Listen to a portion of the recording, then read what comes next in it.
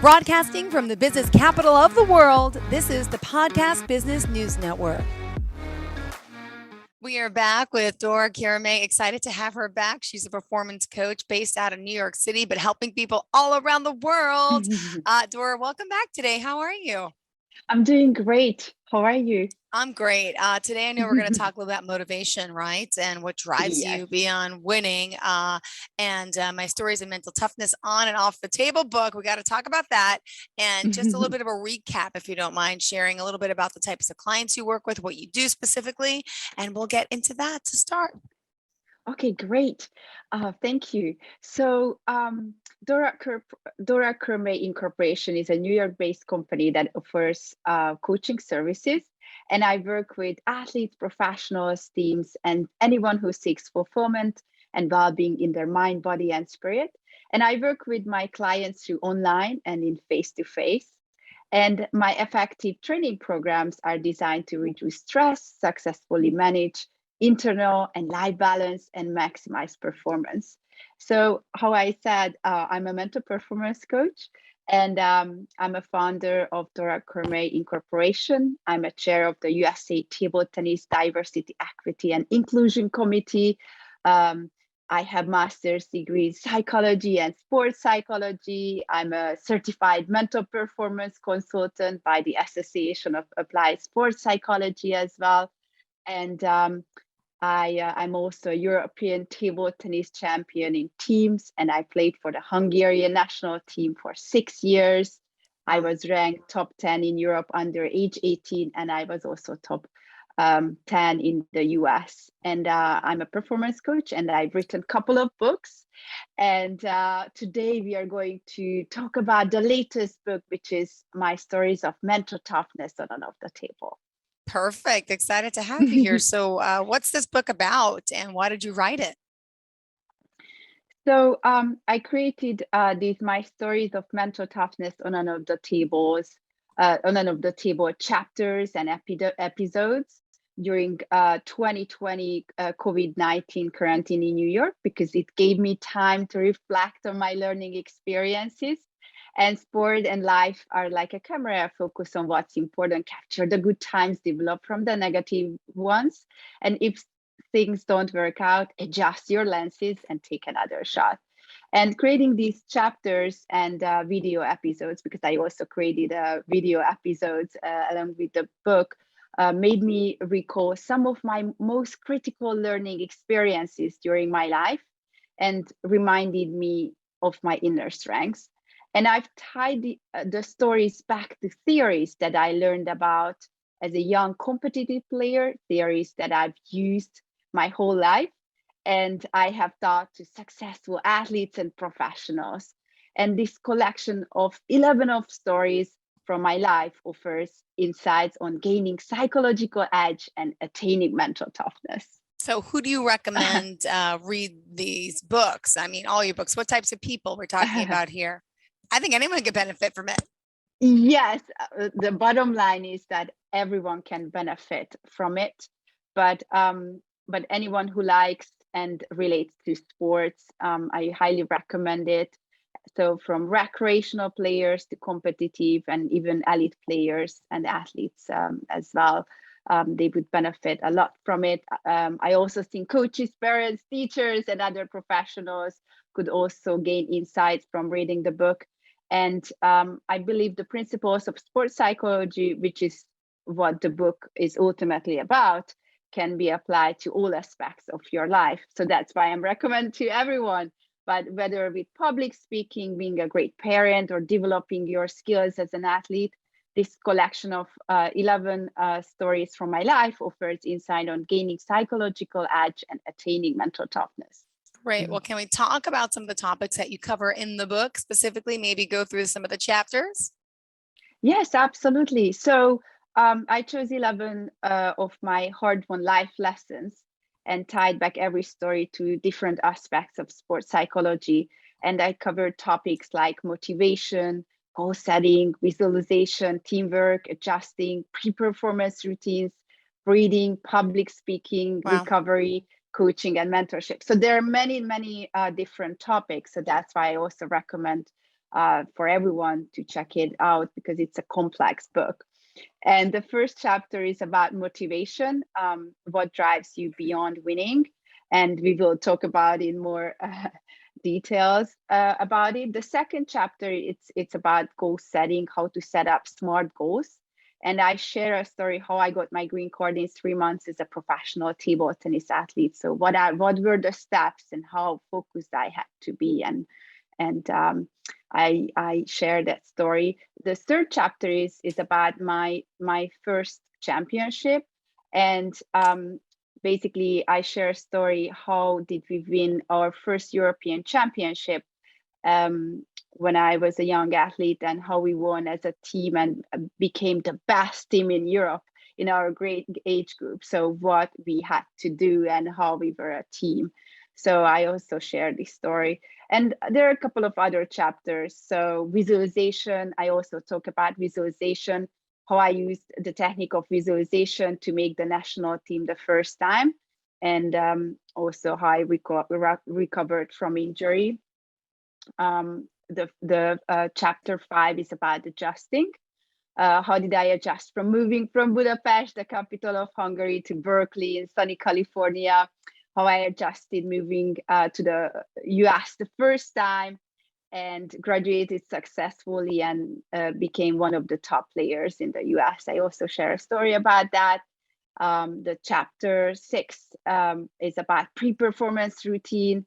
How can you be ready for your match? Maybe not skydiving. I'm sharing a story and highlighting the importance of a pre-performance routine before every important event, because it matters not just what you do during an important event, but right before as well.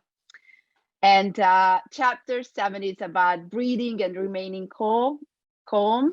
And we talked about it last time, Yep. right?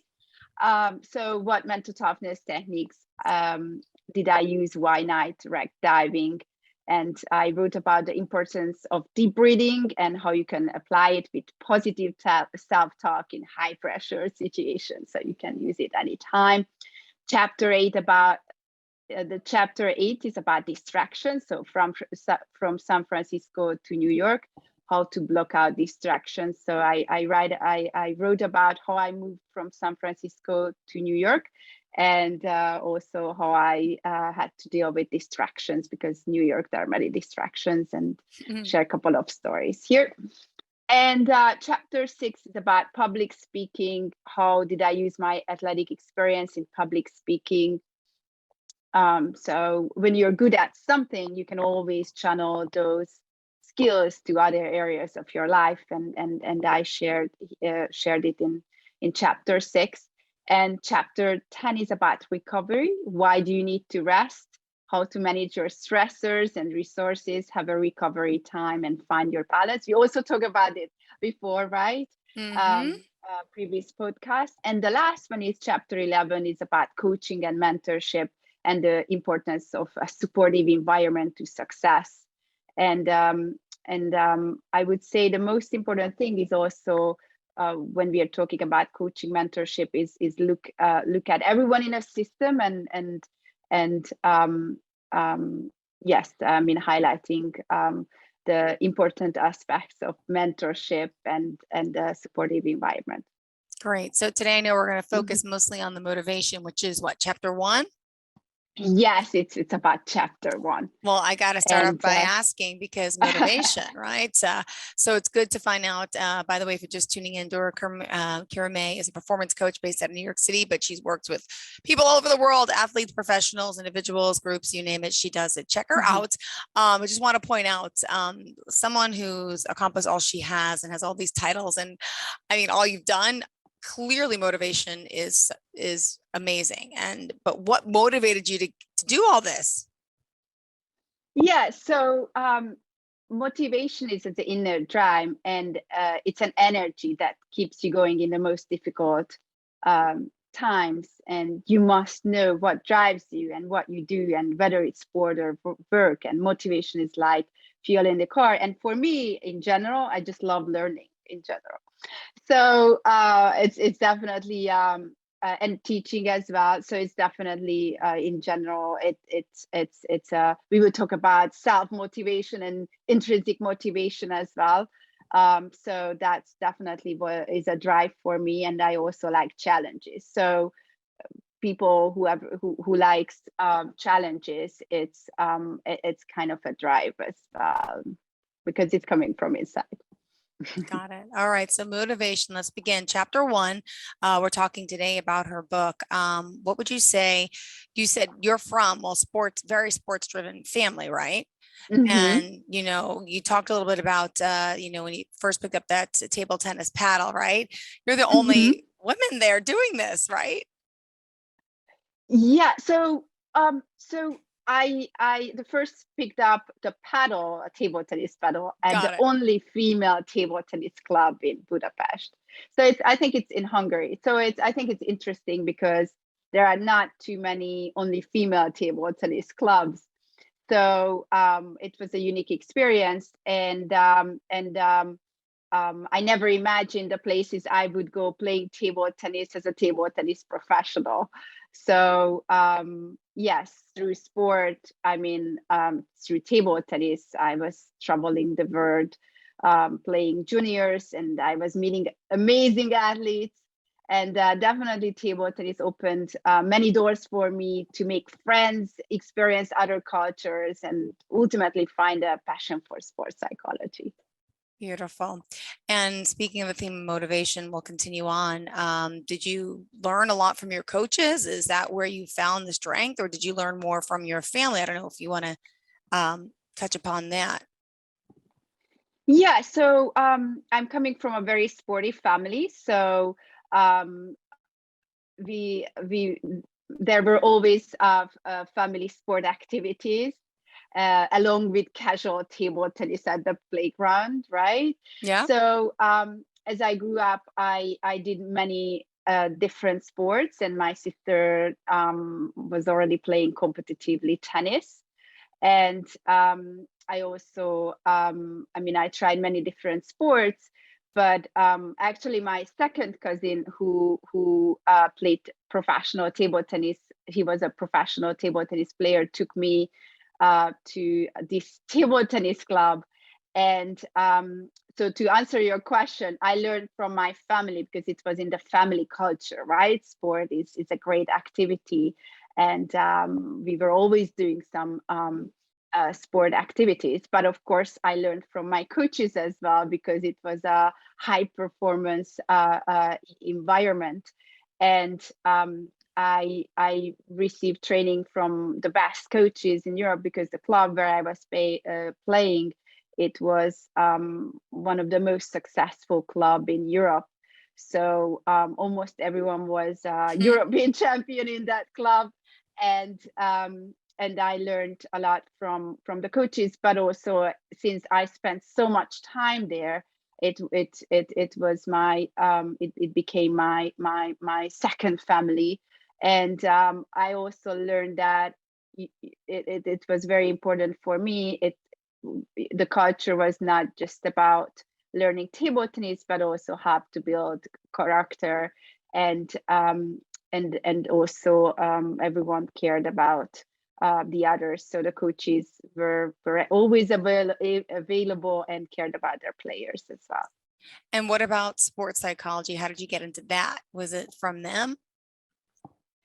So when I played table tennis at age 14, I began to see a sports psychologist. So that was the first experience Oh, wow. learning about sports psychology. So I had to see myself a sports psychologist Oh, because okay. all the members of the Hungarian national team to I mean, there was an access, so I agreed to do that. And at the first time, I was very reserved towards her and the whole idea of sports psychology because I didn't know about it. But as soon as I realized how much it could help me when I started working with a sports psychologist, and it helped me to recover from injuries and illness. I learned about visualization, and it was very, very helpful for me. And and I learned about the power of the mental strength that's affecting my performance. And I was also really excited to got introduced the book called Flow. I don't know if you heard about No. it. So it's by Mihai Csikszentmihalyi, and basically this book about it's the same concept like what you call zone. I'm sure you heard about being in the zone or being in the ideal performance state. So flow is described a state when the person performing an activity is fully immersed in a feeling of energized focus, full Mm-hmm. involvement, enjoyment in the process of the activity. So I learned about that, and I also realized that I'm experiencing flow in my sports career and when I was playing table tennis, and also I'm doing other activities. So when you're in the flow, you everything is easy and effortless. So and you're not thinking anything else. So I learned about this, and I when I was age 14, and also I read the book, and I got really interested to in it. And as a result of hard work and training, great coaching, and the support of my family, I got many titles, right, in table tennis. So I was in the national team from age 14 till age 19, and a European champion in teams in my age group. I was a top player in Europe, and I competed in China. I traveled, Wow. and I trained in South Korea. So my life pretty was about playing table tennis, training and studying as well. Um, and and that's how I actually got involved in sports psychology, and I learned about the mental game.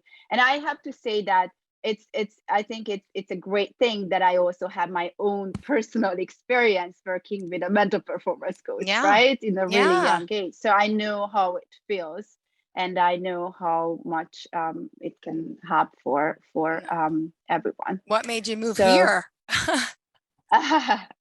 So I moved here to study for my master's degree in sports psychology. I got a scholarship, and I was learning theories of sports psychology, and I was relating them to my former athletic experiences. And so I moved here to study for my master's degree in sports psychology. But I stopped playing for 5 years. So when I moved to the US again, I went back playing, and I wanted to use what I was studying, sports psychology, on myself. And they worked, and I not only did enjoy playing again, but I was also competing successfully. Great. And what year did you move to the US? 2006. Wow. Wow. So it's a long time ago. Good for It was a you. long time. Yes, it was a long time ago. I moved to California, so I live there. Okay. Got it. And you got a scholarship, you said, to study sports psychology, right?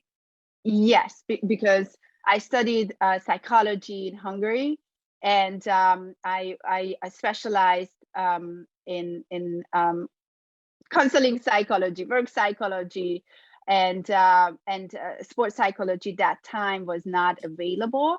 But although I was writing my thesis even in sports psychology in Hungary, but the education was not available, and I applied for a scholarship to study sports psychology. So that's how Right. I moved. So let's talk a little about the different types of motivation. Would you mind sharing?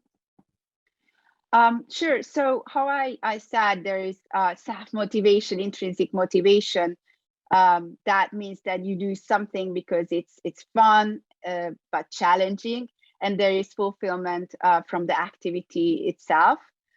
So, for example, and I'm also sharing in the book, because I'm talking about the first chapter about motivation and love of the sport. Just I give you some examples. Intrinsic motivation is love of the sport, and love of learning, improving, and being successful. So you're enjoying the activity for itself. That's intrinsic motivation. And there is extrinsic motivation, which is more focusing on the outcome. It can be fame, money, prestige. So the motivation is outside of you. And I'm giving you some examples here.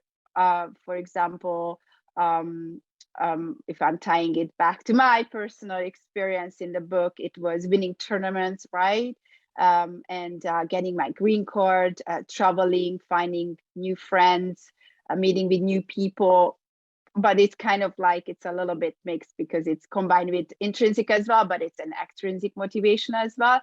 So what I'm highlighting here also in the book, what's really important, finding a balance, because only extrinsic motivation, when you're doing something only outside of you, just rewards, in the long term can cause burnout, and you might lose the your motivation. So the best is to combine intrinsic and extrinsic motivation as well, optimally. Got it. So self-motivation, you say, is intrinsic, right? So just give Yes. us some examples of it. How, what would you say is an example of self-motivation? So so self-motivation can be, for example, you do sport activities that you enjoy, you're learning something new, you have a passion for your work, whatever you Okay. do, right? And you also enjoy improving. So basically, self-motivation and intrinsic motivation is the desire. Um, it's more, the desire is on doing the activity for itself versus working just for external rewards. Got it. All right. So how important is I don't know if that self-motivation? makes sense. No, it does. It does. I don't know if we jumped the gun here, but what some characteristics are common with people who are highly self-motivated? Yeah, so it's also good to know the characteristics. So I highlight also, whoever I work with, it's very important to know your core values and what's important for you. And it can be very subjective. So highly self-motivated people know their core values, and they also know what's important for them. They are not afraid to do things outside of their comfort zone, energizing people. They can laugh at themselves and admit their strengths and weaknesses, and believe in themselves. They like learning new things, and they are also open-minded, persistent, and strive for health in all aspects of their life. And they can move on from setbacks and challenges. Got it. Thank you. That makes sense. And we still have 5 minutes left in the show. I just want to make sure we're covering everything we were supposed to be. What about, well, the pandemic? How did that affect self-motivation? So yes, I mean, pandemic made everything uncertain and creating new home and working environments for everyone. That I think it was the hardest for parents and young kids and older people. And it is affected self-motivation and put way more importance of self-care and take care of ourselves mentally, emotionally, physically, and spiritually. And everyone had to adopt and be able to handle the uncertain time, which affected mental health and productivity. And some people cope better than others. So I mean, it varies how it's affected everyone, but we talked about it also last time. It definitely put way more importance of self-care and mental health. Got it. And The pandemic. okay. And then also just wanted to point out, can everyone motivate him or herself? Can we do that? Or do we really need someone to help us? Can we do it? It's hard. It's So, hard. I don't know about that. it's hard, but you can do it. Everyone can do it. But of course, so you want to, and I'm always highlighting the importance of energy management. So you want to create some healthy routines, like exercise routines, and surround yourself with positive people. So that can definitely affect self-motivation positively. So it's coming, it should, yes, definitely it's coming from you, and also from your environment as well. So environment is very important. And creating goals and action steps can be very motivating. So if you know what's important for you, set up some goals and after create some action steps for it. And also know why you're doing it. So that's why I also highlighted before, you want to know your core values, and write positive affirmations, and to remind yourself to keep going. And we also talked about it before, the importance of resources and stressors in your life. So resources can give you energy, and stressors can drain your energy. So of course, it's important. If you're all very stressed out, it's very hard to motivate yourself, right? Yeah. So you want to focus on more on with coping, how you can effectively cope with stress and decrease your stressors. So these are the different aspects on how you can motivate yourself. All right, good. And if someone wants to reach out to you to learn more about self-motivation, to purchase your books, how can we do that? Yes. So my website is www.dorakurimay.com, and there are everyone can see my books there and also read about my services. And if you would like to schedule an appointment with me, you can send me an email at Dora, D-O-R-A, at DORAKURIMAY.com. So again, Dora at dorakurimay.com. And my phone number is 347-849-1563. Perfect. Thank you so much for talking about motivation today. If we can, I know we get to finish everything. We can finish it up next week if you need to. In the meantime, thank you for being here and for learning us how to motivate. Have a great day. Bye-bye. All right. Thank you. Bye. Thank you. Are you looking for even more of the podcasts and hosts that you love? The Podcast Business News Network is proud to announce that you now have even more ways to listen live. Check out the MyTuner Radio, online radio box, and Simple Radio apps on iOS and Android, or find us online. Search for Business News Network on mytuner-radio.com, or search Podcast Business News Network on streama.com and onlineradiobox.com/US. Take your podcast on the go and don't miss a minute of the action.